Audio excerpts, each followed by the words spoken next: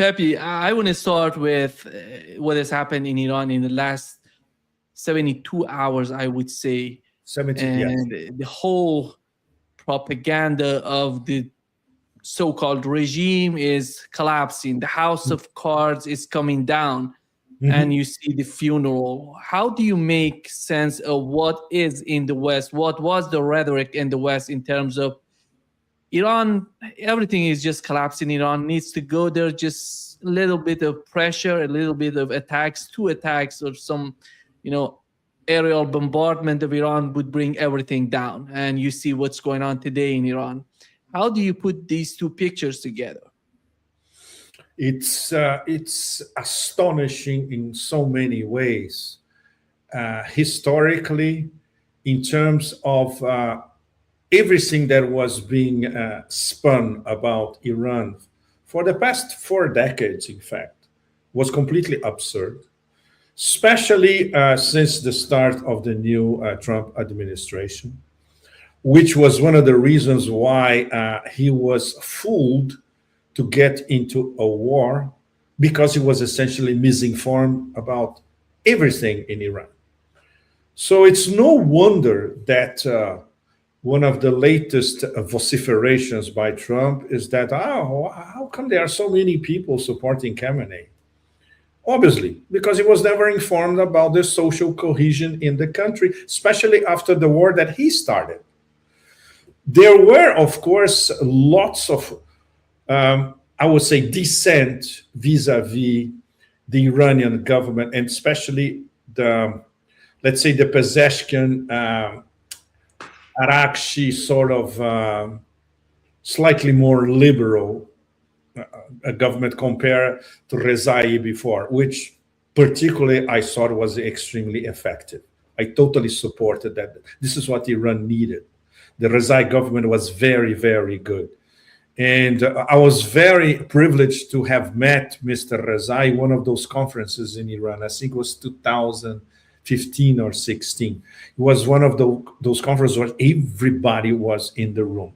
And at the time, he was the chief of the judiciary. So he was the best possible leadership for Iran at the time.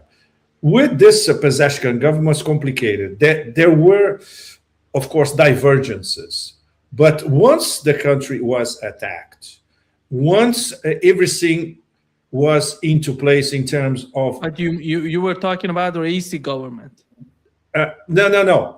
Now I'm already talking about the Pezeshkian government, which is the government of this war, right?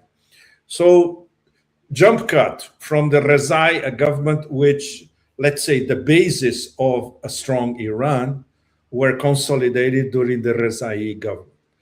Pezeshkian government is a much more complicated thing. Raisi government, you mean? Yes, Raisi. I had Rezai in my mind. Because Rezai is the commander. Yeah, I'm so sorry, Nima. My mistake. Yes, of course.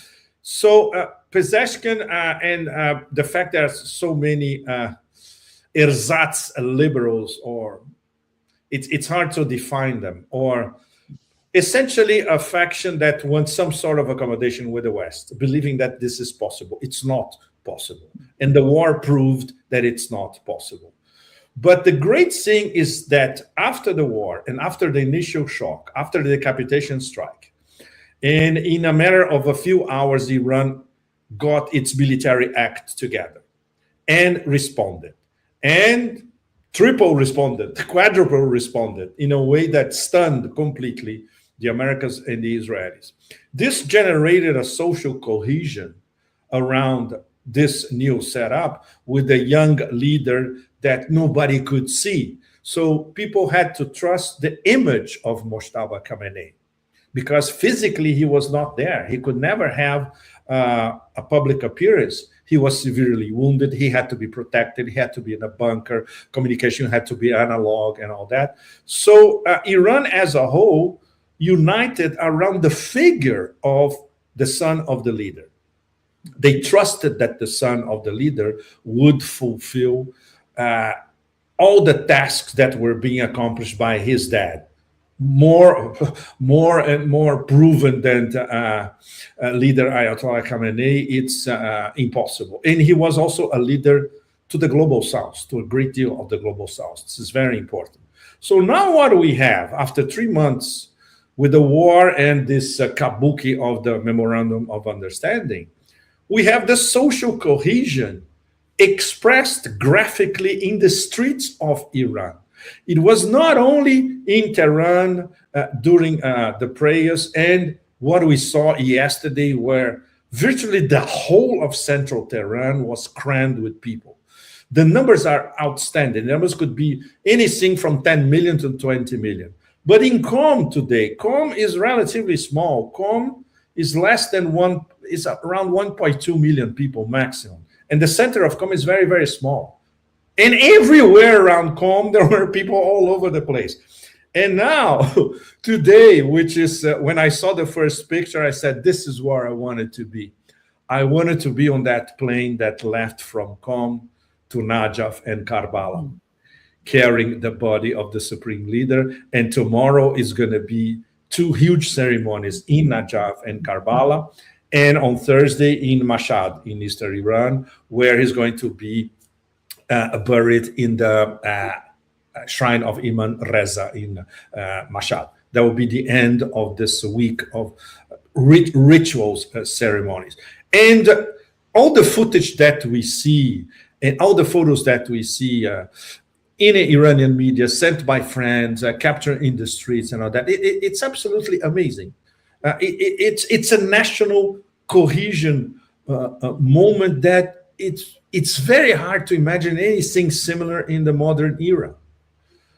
Not only in terms of the numbers, but in terms of the drive, the faith, and you see that people are completely implicated in these ceremonies, and they are honoring not only Ayatollah Ali Khamenei, but they are honoring the passing of the baton from dad to son, which unfortunately cannot go live for obvious security reasons, very serious security reasons. One of them is that something that we discussed in our new channel, Transition Protocol with Larry Johnson. The plot that was uncovered by Pakistani military intelligence, by Israel, via the Mossad, authorized by Netanyahu, to essentially kill Mojtaba Khamenei. And obviously there was a response. The response was delivered to Israel via the usual go-betweens, mostly Qatar and Oman. This message landed at Trump's desk as well. The Pakistanis made sure that Trump would see the message. And the Pakistanis are saying, if they try that, all hell will break loose. So this proves once again, not only that Iran has a social cohesion inside the whole nation, but across the Persian Gulf and going to South Asia, the neighbors, and all the way to China, of course, a strategic partner, this is even more solidified now. So all that myths, which number one myth is that the Ayatollahs rule Iran with an iron fist and nobody's free. Number two myth was that everybody hates the government in Tehran. Number three myth was Tehran is completely isolated internationally. Well, this week, all these myths collapsed at the same time and during the funeral ceremonies. So this is, it's immense. It's larger than life. It's going to take a while for all of us to absorb that and to look at the Islamic Republic with a renewed point of view in terms of a new power that has now de facto emerged not only in West Asia, in the Persian Gulf, in that part of Eurasia, but globally. And the fact that this government is now respected internationally. Just look at the 100 plus international delegations that went for the funeral or prayers on the first day, including Saudi Arabia that sent deputy foreign minister.